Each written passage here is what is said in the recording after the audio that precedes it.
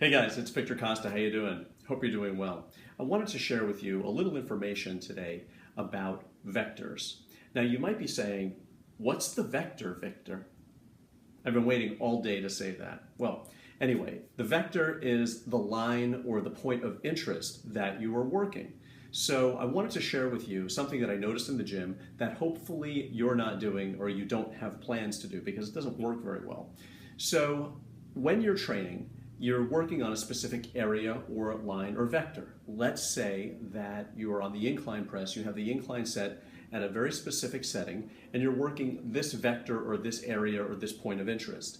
On the second set, you wind up lowering the incline, and now the bench is slightly flatter, and now you've moved the vector or the point of interest lower.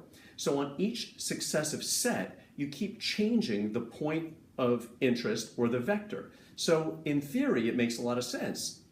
You're getting to canvas that entire area of your body. You're working a little here, you're working a little here, you're working a little here. It makes a lot of sense in theory, but in practice, it really doesn't work very well. Now, if I thought it worked really well, hang on a sec, something's going on here with technology. If I thought it worked really well, I'd be preaching about moving vectors around.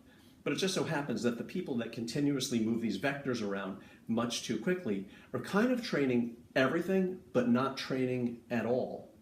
They're kind of working out, right? They're getting their body tired. They're finished their workout. They're exhausted because they're doing the same amount of reps and sets that the rest of us are doing, but they're not really accomplishing anything. And if I thought they were, like I said, I'd be preaching to fly around those vectors. But what's happening is that the body is not reading what they're doing in terms of bodybuilding success. You keep moving around the point of interest too frequently that the body doesn't really understand what you're trying to accomplish. Additionally, you're not creating enough body part specific damage or trauma that we're trying to do to these muscle fibers to get them to accommodate growth, right? And what we're really trying to do is to stimulate those fibers, break those fibers down, tear those fibers, and hopefully accomplish not just breaking even, but we would like a rebound. We damage the fibers. You could make a good argument that we start off whole, we damage the fibers to an extent, and then we rebound. But if you keep moving those vectors around, you're not creating enough body part specific damage or trauma. It sounds crazy, but that's really what we're doing internally to any one particular vector, and that area doesn't really know what to do. It's not enough to accommodate what you're trying to accomplish, which is really this tear down and then rebound, because you keep moving it around too much. If I were you and you're doing this and you're not getting anywhere, the proof is in what you're doing, right? The evidence is in moving around those vectors too frequently, right? Like I said, it makes sense in theory, but not in practice.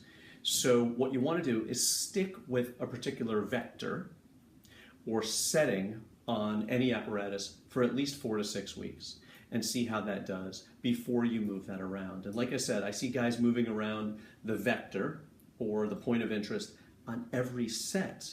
They figure out a way to do it on back. So they're pulling the apparatus this direction and they lower the seat and now they're down here and now it looks like this on every successive set. Same with the bench press, same with preachers. They're preacher curls, they're lowering the seat or raising the seat.